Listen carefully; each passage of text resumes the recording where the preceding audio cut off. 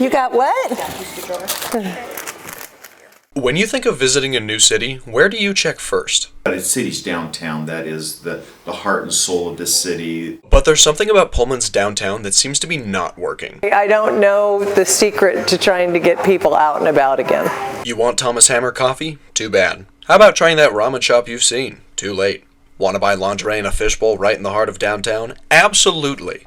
What is going on? If you're an elected official, whenever you visit another city, you start taking notes. Mayor Francis Benjamin was elected in 2023 and is confident in his downtown area. We're really well positioned for new businesses, new growth. However, I spoke to Bryce Erickson, Chris Chandler, Pam DeBolt, and several other business owners in Pullman's downtown, and all but one brought up something new that was causing them issues.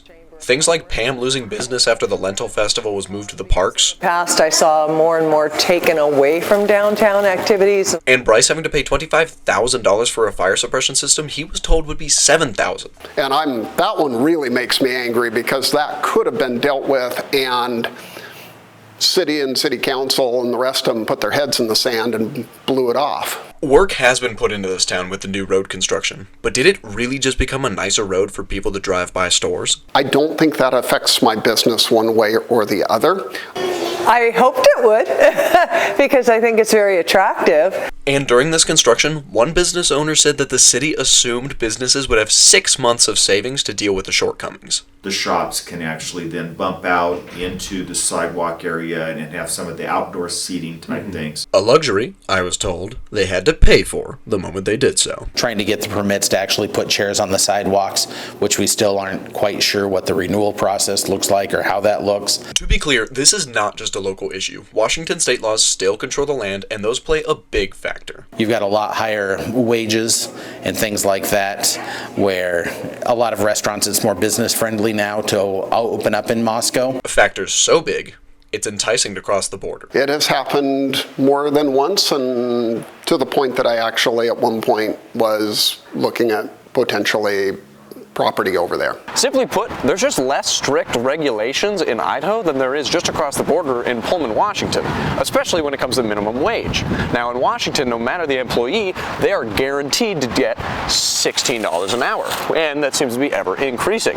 Now if you're a smaller business owner and you want to open up a spot between Pullman or Moscow, in Moscow, especially if it's a restaurant, they only need to get 3.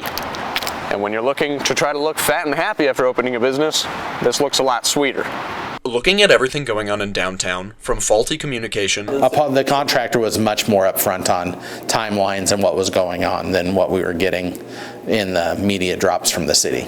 Around here of, one inspector coming by and they'll tell them this and everything, and then the next one comes along and gives them a complete different viewpoint, and things don't get done. To frustration with the current leadership. The current administration can be more difficult than ones in the past. And things simply beyond anyone's control. Since COVID, nothing really recovered. I think so many people got used to ordering online. When people are struggling to pay groceries, they're not getting the extras. So that's a challenge. It's safe to say that Pullman's downtown could use a little help. Now, none of this is to say that Pullman's downtown is dead. In fact, camaraderie has only increased between businesses with group chats after construction, and money is still pouring in for successful businesses. But for those that are struggling, they need us now more than ever, and the local government isn't doing what they need to help them out. So if you have a little bit of spare cash and a little bit of spare time, take a pit stop at our Pullman downtown area. In Pullman, Augustus Marceau, Maroon News 8.